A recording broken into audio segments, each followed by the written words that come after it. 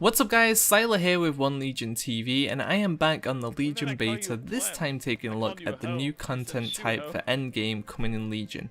This is the world objectives or bounties, whatever you want to call it, and if you look at your Broken Isles map once you hit 110, you'll notice these kind of like quest icons. Mouse over them and it'll say like the duration, what the objective is, and what you can actually get from it.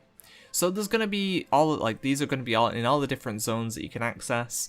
And the way things work in Legion is things scale to your level. So all of these zones are relevant. You're going to be going to each one of them and everything will be 110, which is really nice. And if you mouse over them, you can get things like gear, gold, artifact power, pets, mounts, toys, crafting materials.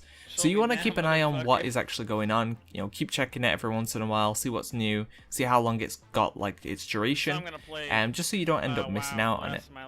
And there are different types as well. There's pet battle ones, there's just, you know, standard go and kill things, there's go and do dungeons, and there's ones for world bosses. There's also PvP based ones too, where it'll be like you know, you'll be in like a free-for-all area, so even if you're on a horde dominated realm, it's going to be free-for-all, so players can kill you to get credit for the bonus, or they can kill the mobs in the area, or whatever it is they want to do. So even if there's no players around, you can still do like PvE type stuff, and if there's players, you can do PvP as well.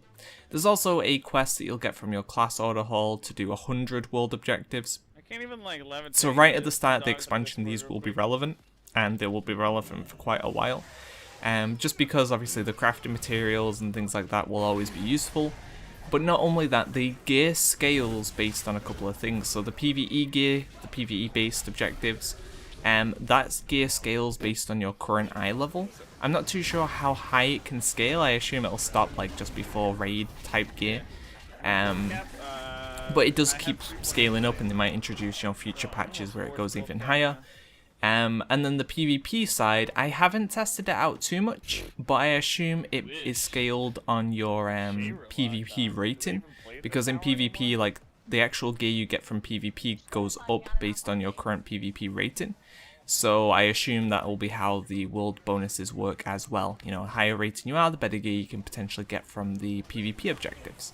So this is me doing one of the objectives right now, and you've seen it's taken me a couple of minutes to do this, and most of them are very similar to this. You're not going to be spending all day grinding mobs. You just come in, you get what you need done, and you leave. Now some of them are a little bit longer, like the dungeon ones, or even, you know, some of the more rare item ones, and they'll take you a little bit longer, but overall you shouldn't expect to spend more than like 20 minutes doing this.